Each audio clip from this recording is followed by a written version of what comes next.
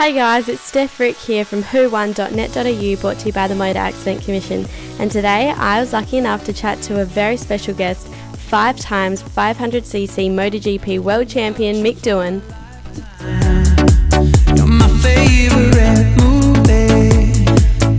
So Mick, thank you very much for coming here today.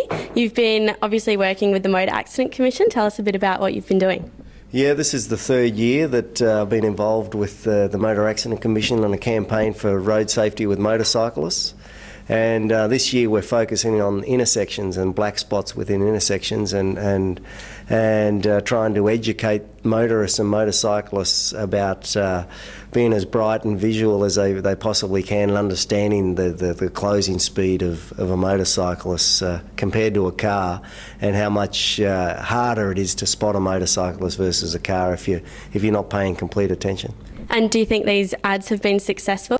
Well, it's hard to sort of, I guess, pinpoint how successful they have been. All we can try and do is bring awareness to the individual motorist or motorcyclist, and you know, I think it's definitely better than not doing any. And for sure, from the feedback we've had, that people are taking notice, but how effective they are, all we can do is keep pushing. Yeah. Well, so your work with MAC and your SMART programs in Queensland to get the message out there about road safety, is this something that you're passionate about, maybe even more so since the recent death of Marco Simoncelli?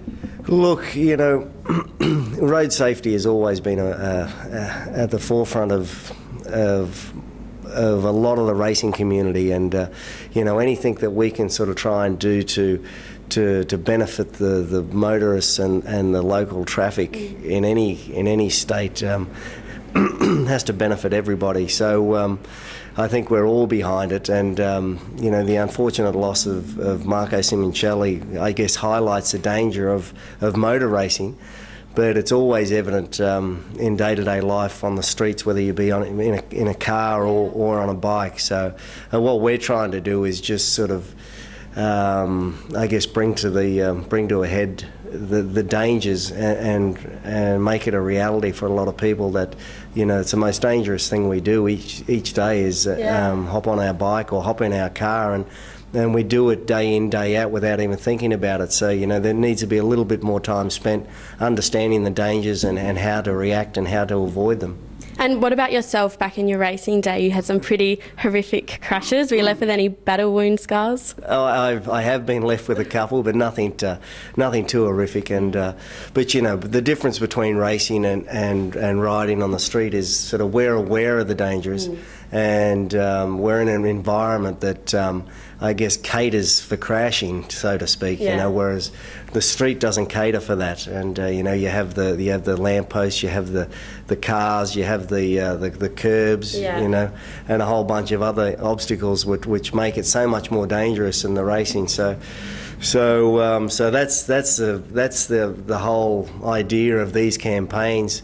You know, not particularly this one, but one we did a few years ago, which is just highlighting that the street is not a racetrack, and you know, the racetrack is predominantly set up for racing and for crashing, unfortunately. And you know, but thankfully, you know, when I did crash, I wasn't on the street; I was sort of on the racetrack. Otherwise, things would have been a lot worse.